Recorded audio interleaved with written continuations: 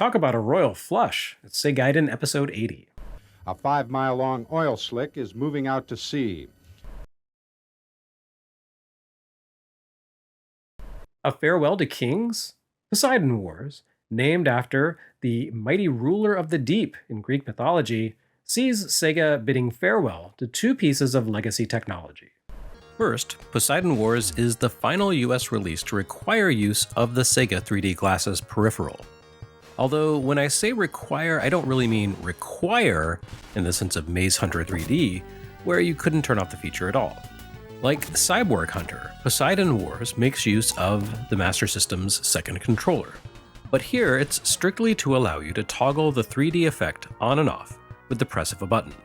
Some of the other 3D titles for Master System featured codes to deactivate the effect. But with Poseidon Wars 3D, it really feels like Sega had cottoned to the fact that the depth effect wasn't necessarily something that everyone wanted, and said, fine, turn it off if you want. There would be a couple of additional 3D games that shipped exclusively in Europe, namely Outrun 3D and Line of Fire, but for the rest of the world, Poseidon Wars 3D put the tech to rest. And it didn't actually ship in Japan, so that feature was already dead and buried there, like the Master System itself, I suppose. Likewise, Poseidon Wars 3D seems like it should have been a light phaser game. It's a shooting gallery where you move a little cursor around the screen, blasting things that fly at you. If that wasn't a tailor-made light gun sensation, I don't know what would be. And yet Poseidon Wars 3D does not support the light phaser, which in fact would be compatible with only one more US release. So really, this is a hat trick of tech sunsets, because at a conceptual level, Poseidon Wars 3D bids adieu to a much older Sega tech element than the 3D glasses. It's a farewell to the company's original 3D arcade hardware, the VCO Object System. By 1989, arcade rats were enjoying cutting-edge 3D visuals through Sega's Y-board hardware, namely Galaxy Force 2 and Power Drift. But we'd never have made it to those eye-watering speed sensations if not for 1981's VCO Object chipset, which laid down the fundamental principles of graphical thrills that the Superscaler arcade family used as its foundation. Namely, incorporating math and rendering tricks to create sprite-based objects that could smoothly scale up and down to different sizes as needed. By combining a whole lot of these scaling sprites and moving them around independently at once, the VCO object board produced a convincing illusion of objects moving around in space relative to the viewer. The Superscaler line would run with this concept, supporting a much larger number of sprites with far greater levels of detail and much faster scaling effects. But the fundamental concept laid down by the VCO Object System would power Sega's scaling sprites for more than a decade and a half. Sega only actually created 3 games for the VCO Object board: the iconic Turbo, Zoom 909 aka Buck Rogers' Planet of Zoom, and Subrock 3D. Turbo and Buck Rogers didn't appear on any Sega home hardware, curiously enough, though they did end up as tentpole releases for Coleco's consoles. Turbo was packed in with the ColecoVision racing controller, and Buck Rogers came with the Atom computer expansion module. The Zoom 909 version of Buck Rogers did appear on SG-1000, but while Subrock 3D shipped for ColecoVision, it, like Turbo, never appeared on a Sega system. Or didn't it? If that's true, how would you explain Poseidon Wars 3D, smart guy? This may not be a direct port of Subrock 3D, but it would certainly hold up in court as a sequel or remake. Sure, the Master System couldn't recreate the VCO object's scaling features.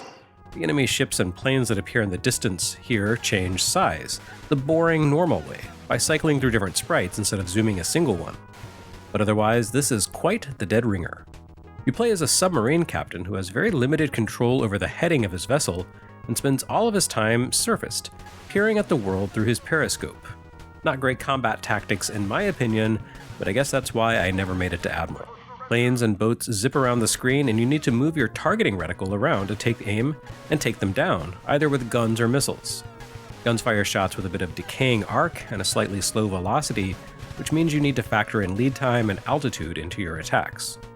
Missiles are more reliable, but you only have a limited number of those, so they're best saved for your primary objective. Each of the game's dozen or so missions involves you surviving the enemy fleet long enough to reach your assigned target, an enemy ship or some other construct, which can soak up a ton of gunfire, but generally goes down to a single missile. Every so often, the Navy kindly replenishes your missiles, tops off your fuel, and repairs damage, so you need to complete a few consecutive missions without your sub being destroyed. This is done easily enough in the first few stages, which constitute a series of training drills at the Naval Academy. Once you graduate from cadet to ensign, the game sharply upgrades its difficulty level with the usual Sega skill check. It's nothing special as a game, really, but Poseidon Wars 3D deserves notice if only for its place in Sega's tech history. The original Subroc 3D cabinet was a direct predecessor to the Master System's 3D glasses, enhancing the depth sensation created by its scaling sprites by requiring players to view the action through a periscope. The cabinet's mounted periscope broke new ground in video gaming by including an active shutter system that synced with the screen display to occlude one of the player's eyes, switching eyes on alternate frames while also changing the position of on-screen objects to match. This, of course, is precisely how the Sega 3D glasses work. Poseidon Wars 3D, like Subroc 3D before it, didn't exactly break new ground in game design. I mean, really, it's pretty much the same thing as Yamato, all the way down to the progressive day-night cycle it features as you advance through the missions. But even if it's merely ho-hum as a game, Poseidon Wars 3D offers a pleasant tribute, even if not by name, to one of the games that helped put Sega on the map as a technological innovator in service of creating slick, immersive 3D graphics. And that's pretty neat. Almost as neat as the fact that I can retire my 3D glasses now. And now we move from the King of the Seas to the lesser gentry. Not even a major lord who rules over lands and people, just a minor lord whose domain consists entirely of a single sword. Sad. Forgotten by practically everyone, Lord of the Sword is one of those games that, had it shipped for NES, would at least be scorned and dismissed by a few, but shipping for Master System in 1989 means that it has simply vanished into the mists of time. Heck, I've been researching and hunting down 8-bit proto-Metroidvania games for more than a decade now, and I had never come across mention of this falling into that bucket, but it kinda does. It is, in fact, arguably the first outing for that format to have shipped for the American Master System. More open-ended and exploratory than either Zillion or Wonder Boy and Monsterland, Lord of the Sword lacks proper RPG mechanics. It falls more along the adventure game side of the Metroidvania concept than it does the action RPG. Someone might call it a Metroidbrania game these days, but please don't listen to them. Despite the fact that you are a guy with a sword, a lord even, wandering through a land of monsters and villagers, you don't gain many new powers and abilities as you go, beyond some stronger weapons. Rather, Lord of the Sword drops you into a fairly open-ended world with 3 tasks outlined on the title screen, and then expects you to figure out how to achieve them.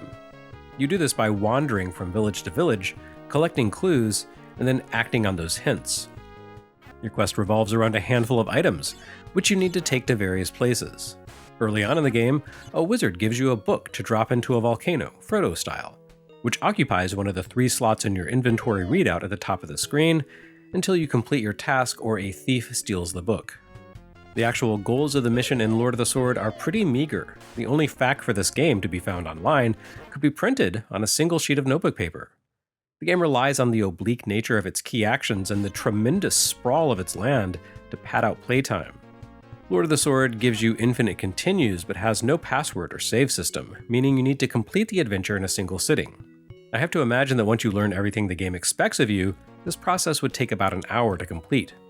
But up until that point, Lord of the Sword consists of a lot of wandering through unfriendly territory to reach unmarked dead ends, then turning back and wandering some more to figure out what you need to do in order to make use of the hidden goals there. And this wouldn't be a bad setup if only Lord of the Sword were fun to play. Sadly, is not the case. Lord of the Sword is a pretty terrible video game experience, especially coming from Sega of all companies. Your protagonist moves awkwardly, attacks awkwardly, jumps awkwardly, and generally moves around like an escapee from a much worse developer's game. Lord of the Sword looks curiously awful. Your hero and the world around him are pretty large in scale, as if Sega's dev team were trying to punch in the same weight class as the legendary axe, but nothing here is as nicely rendered or as detailed as in the legendary axe. Despite boasting of its tremendous 2 mega ROM cartridge, Lord of the Sword gives its characters meager animation and sets them in a world that consists of dozens upon dozens of scenes drawn from about half a dozen possible tile sets. Every woods, bridge, and rocky ravine looks identical to the rest. Every town is a quick copy-paste occupied by a single NPC with identical random guy or old wizard portraits. I'm not necessarily one to harp on poor graphics most of the time, but the sheer monotony and repetition of Lord of the Sword makes this world truly miserable to explore. Have you been to this screen before? No, the annoying scorpions here occupy a little alcove with a slightly different layout from the previous screen you saw like this, you see? Except that there are a few times where you do unwittingly open shortcuts to take you back to previous areas, but that's not immediately obvious at first because who can tell these areas apart? Annoyingly, nearly every screen has a directional signpost at each end, but so far as I can tell, there's no way to interact with these posts and read the name of adjacent areas, so they really just exist to taunt you. As for how it plays, well, you have a whole 5 commands at your fingertips: walk, jump, duck, fire an arrow, swing a sword. You jump by pressing up, a design decision that always sends a douche chill down the spine, because the Master System's 2 face buttons are bound to a different weapon apiece. Your sword is pathetically weak, a shortcoming matched only by its horrible lack of range. While your bow is impractical to fire, you have to stand momentarily still, draw your arrow, and then release. Realistic, yes, but mostly useless in combat. Not that it matters if you die in Lord of the Sword, since the game gives you infinite continues. All that happens when you die is that you're sent to the start of the current area, a setback of maybe a minute or so, and your current score resets to 0. The fact that this game has a scoring system just speaks to the muddled, uncertain design that drives it. This presents as an arcade action game, but it's not. It doesn't require skill, just patience and an ability to reconcile the repetitive branching environments with the vague map provided in the manual. It plays more like, what if King's Quest were Raston? Which would be fine, I suppose, if it held up to either of those games, which it doesn't, as Master System fans would discover for themselves soon after when the actual King's Quest and Raston showed up on the console. Speaking as someone with immense sympathy for and desire to love games of this genre, I want to like Lord of the Sword. I want it to be a lost Metroidvania gem. But it's not, and I don't enjoy it at all. I am glad to have stumbled across it just in time to add a little sidebar about it to my upcoming Metroidvania book, but how much better would life be if Lord of the Sword didn't exist and I didn't have to bother? In a tragic comic twist, the Sega Challenge newsletter never mentioned Poseidon Wars 3D outside of the end-of-book game checklists. Meanwhile, Lord of the Sword got a full page, immediately after a feature on the similar but far more entertaining Raston.